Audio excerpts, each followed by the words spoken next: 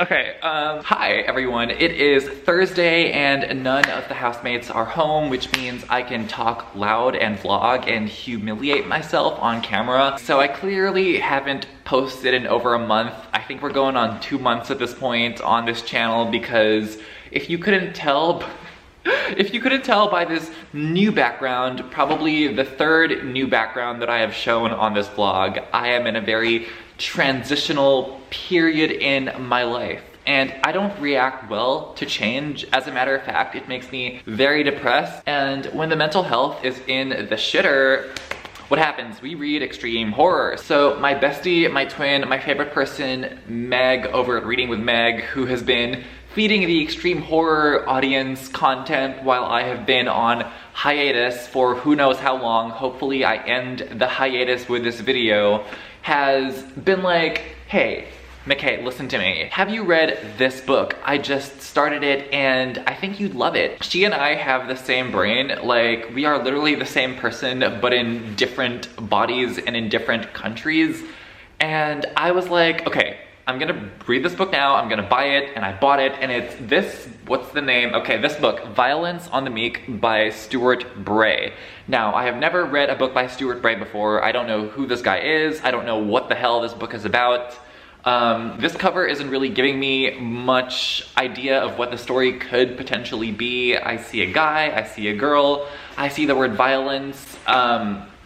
Who knows what this is gonna be about. I'm gonna be talking to you about this book as I vlog because, in case you didn't know, that's how vlogs work. And I will update you at some point, soon, not soon, I don't know. All right, we have options. We can either read in this little nook over here, or we can read on that couch set.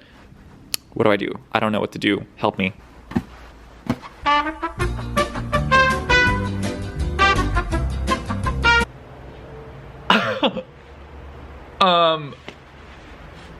What? Okay, but wait.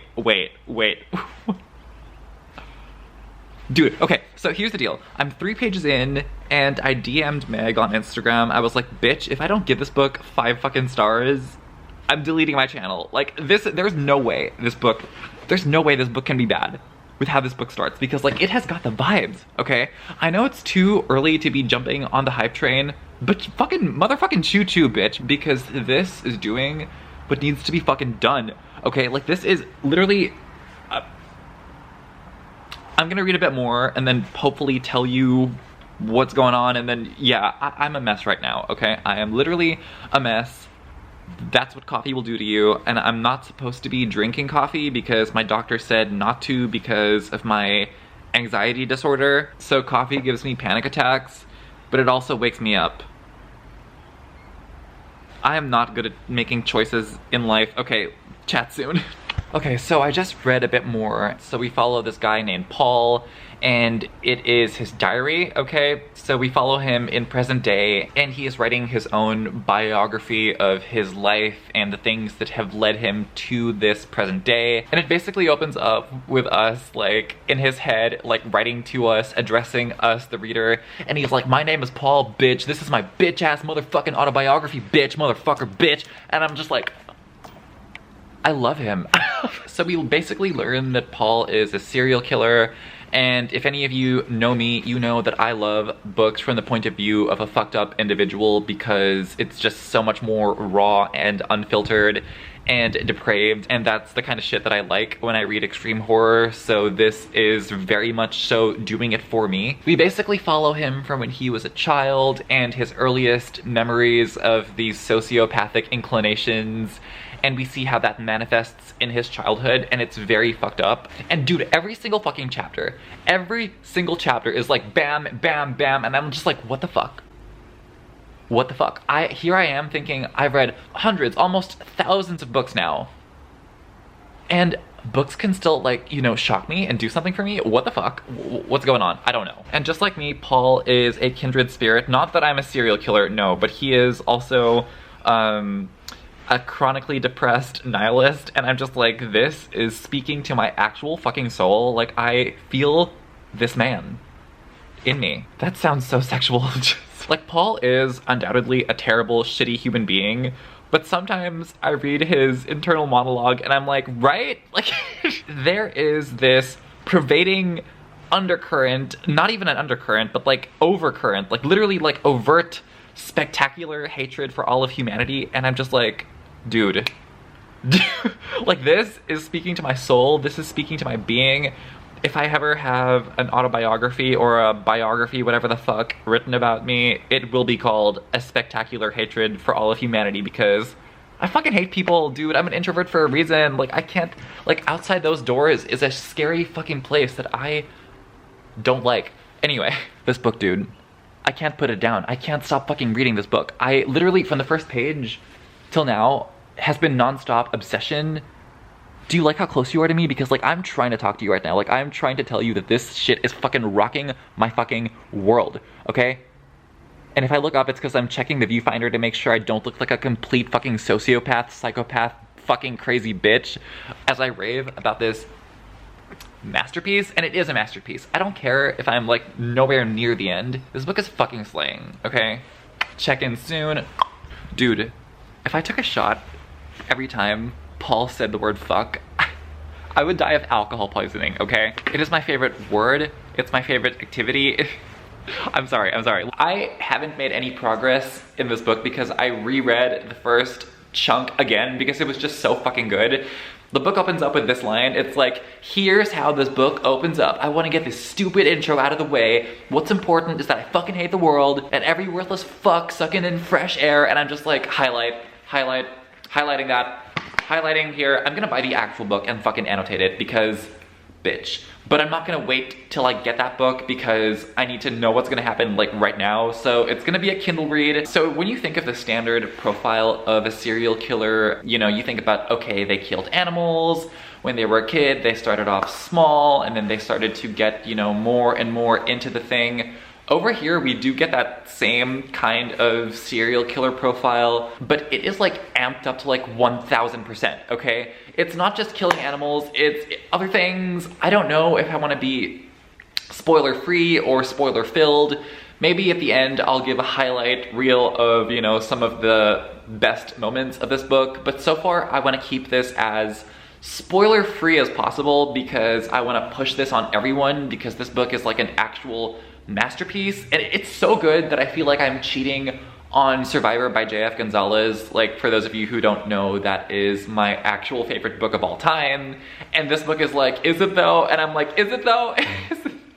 Okay, chill, we're chill. And literally there is no time to be bored because even in the gaps of a story where no actual overt extreme horror, violence, torture, whatever is happening, Paul's internal monologue is like constantly fantasizing about violence and murder and hatred for the world and what he wants to do to people. He's like, oh, these people are walking down the street with their dog. I want to fuck them up. And I'm like, this book is literally just like nonstop anger and fury and rage. So during the pandemic was probably when my mental health was the worst. And before then, I had never listened to metal music, but there was this one time where I was in such a bad place that I decided to listen to it for the first time, and it was beautiful, okay? It was like cathartic, it made me feel seen, my rage was understood by somebody else, and this is kind of the feeling I'm getting reading this book. I feel seen. I feel understood. It feels like listening to metal for the first time, and I just really dig it, okay? Maybe several times a tingle rose up my leg. Sorry, it's inappropriate, sorry. Like, life is hard, and I read extreme horror to cope with the trauma, and this book is cathartic. This book is everything to me. Stuart Bray. Who the fuck is Stuart Bray, and why the fuck have I not read anything by Stuart Bray before? Because clearly I've been missing out. Why have you people not been recommending this author to me? Because if his shit is like this, dude, okay? Paul is a motherfucker. No, literally, there is sexual intercourse with a mom in this book. And it's not out of love. It's out of like, fuck you for bringing me into this world, bitch, take my dick. Okay, it's super blurry. Please focus on me because I've got important shit to say. Come on. Oh, how does technology work? I don't know. Hi. Okay, there we go. So it is less cold. The sun is currently out. We will go out there in a minute because I wholeheartedly intend on taking a walk in the park and capitalizing on this not piece of shit, not rainy weather, okay? But so far, I just want to give some updates on this book. So his mom gets pregnant and he is very pissed about this. He's like he's been fucking this mom for quite some time. So I'm like, who is the father of this child? Is it him? Is it his dad? I don't know. But like, it's pretty much established that Paul holds dominion over these parents and that they are fearful of their child because of what they've seen him do. And yeah, he's a nasty fucking guy, and we are following him in this story. And the mom is pregnant and in constant fear that Paul could endanger the baby, and I am in fear too, because given how this book has gone so far and given the genre this operates in, like, nobody is fucking safe. No one. Nada. No one. No one. Okay, update. The mom gives birth to this girl named Marianne, and we see her get raised in this family, and because the parents are very sad with how Paul turned out, they are obviously trying to compensate and turn Marianne into this, you know, good little church girl, and Paul is like, fuck you, you're not gonna be indoctrinating my sister, you motherfuckers, you bitches. And because of this, he kind of takes Marianne under his wing, and whilst all of this is happening, he is in school. And whilst he is at school, there's this girl whose name I don't remember, who kind of strikes his fancy. Oh, her name's Franny. Yeah, Franny. And he kind of like stalks her and realizes that she too has not the most stable life. As a matter of fact, she engages in some very incestual shit with her stepfather. And he kind of strikes up this very masochistic relationship with her that is premised on violence and depravity. And they kind of have these like same inclinations and same kinks, like, oh, did you fuck your parental figure too?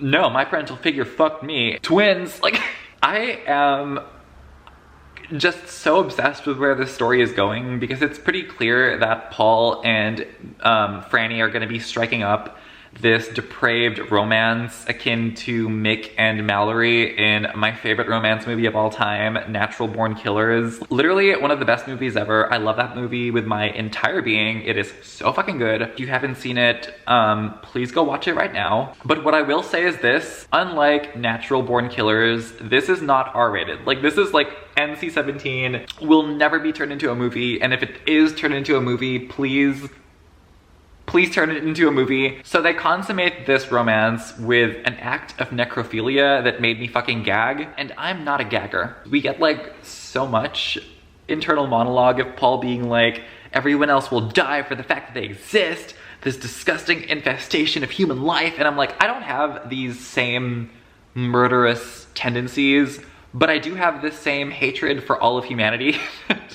I don't know, look, life's a fucking bitch, and then you die, so moving on. We already knew that, okay? Let me just describe certain violent scenes in this book. I'm not gonna give away all the good stuff because the whole thing is good stuff, but just to illustrate what we are dealing with and why I am super obsessed, let me just talk about a fucking hilarious scene where a menstrual pad is eaten. Someone gets impregnated with a bullet, and someone then chooses to with a spinal cord. So that is what we are currently dealing with in this universe, and I am not mad about it one bit. All right, so it is a beautiful day. I'm gonna put my jacket back on, and then we are gonna continue reading. Probably gonna finish the book out there in the park, and I will give you my final update when, no, I'm gonna finish the book out there, and then I need to get ready because I need to leave in a while and see the new movie Beau is Afraid, which I will tell you about at some point as well, and maybe that'll be the whole vlog, I don't know. Maybe I'll find something else to read, I don't know. Just stay with me and trust that we will get through this together, okay? Bye. I'm leaving my phone in there because I don't want to get distracted, because I actually want to get some reading done. So we're gonna go out in the park, going out to the park, taking this Kindle with me, and I'm not gonna do anything until I'm done with this book, okay? See you soon.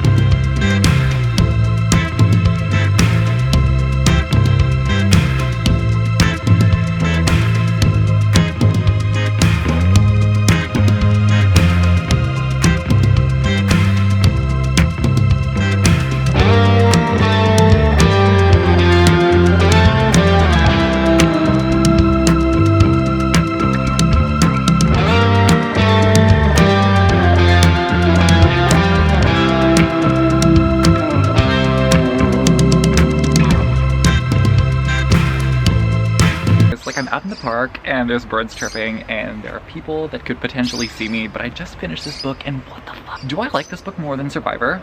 Is this like my new favorite book? Is this the new book that I'm gonna make my entire fucking brand forever and ever and ever? I don't know. I feel like I'm cheating on my favorite book and I just need to take a moment to just let this all sink in because what the fuck? What the fuck? Like, this book was amazing. And then I got to that epilogue about the epilogue. Just kidding, there is no epilogue, you dumb cunt. And I was like, 5 fucking stars! 5 fucking stars! Okay, I should probably stop cussing because kids are getting out of school and could potentially be coming into this park at any moment. So I think I'm gonna just get on that swing set for a while, maybe get up in the air, let the thoughts germinate in my head, and then I am gonna go back in and tell you about what I think about this book overall. But overall, solid, amazing, one of the best books I've ever read. Gonna maybe be my entire brand from now on. I don't know, it's fucking amazing. Talk soon. Maybe I'll slide down that.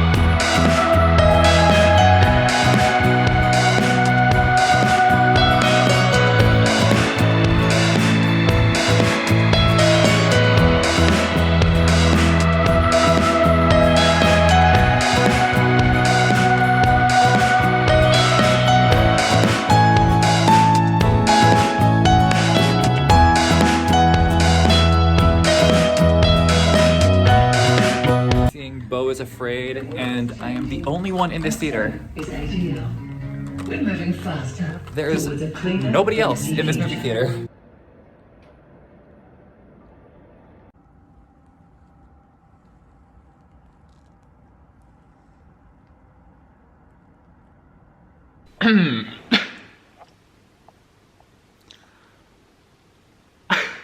Okay, look.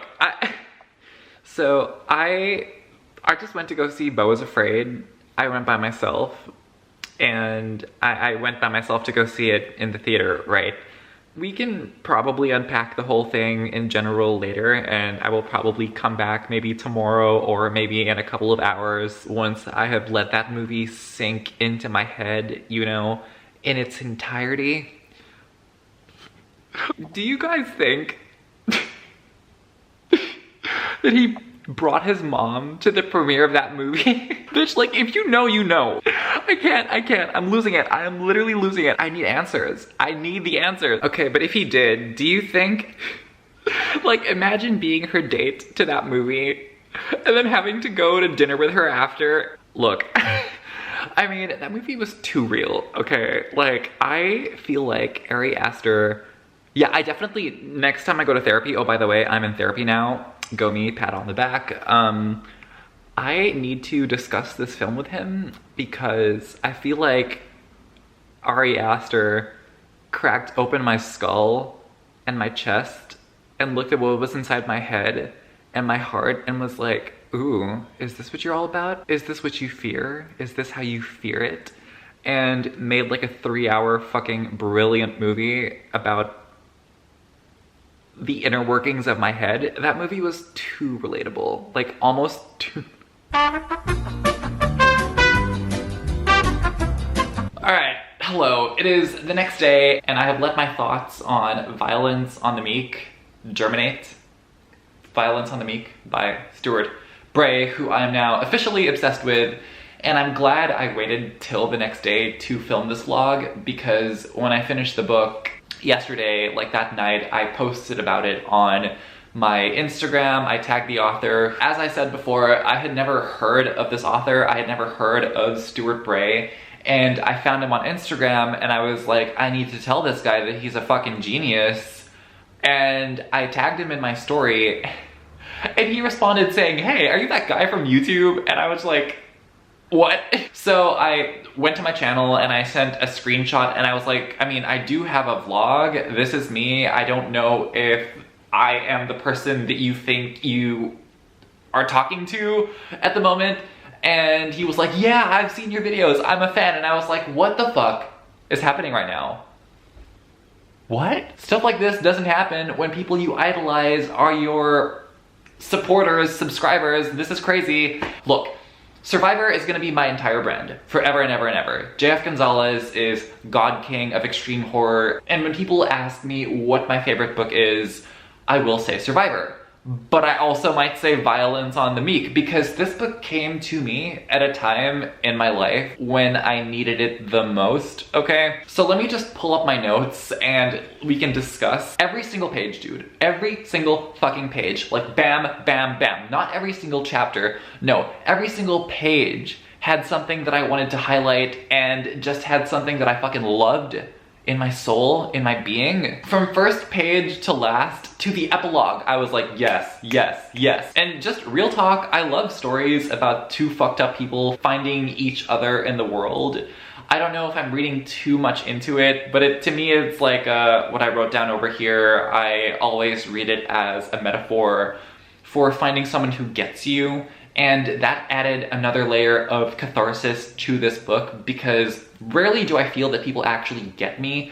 Most of the time when I meet new people, I feel like I'm the one that has to be constantly adjusting to meet their normal person sensibilities. Am I the problem? Maybe, I don't know, but I feel like I should be more assertive of who I am so I can weed out those who are more worthy of my time. I'm a very poor judge of character and I'm not good with people. I don't like people, okay? It was literally every single thing I love in a book and love in a story, and read extreme horror because I love these things. It was depraved, it was nihilistic, it was offensive, it was toxic, it was morally repugnant, and it was unapologetically so. And if you know me, you know that this is my shit, okay? This is my shit. And all of that, plus the fact that it was written with this gritty, hardcore, hard-hitting flair of a middle American Coen Brothers film. It was hella grindhouse. Like, yeah, as I said yesterday, I'm in a really hard and uncertain place in my life, and I'm just perpetually depressed and angry. And this book was just pure, brutal rage and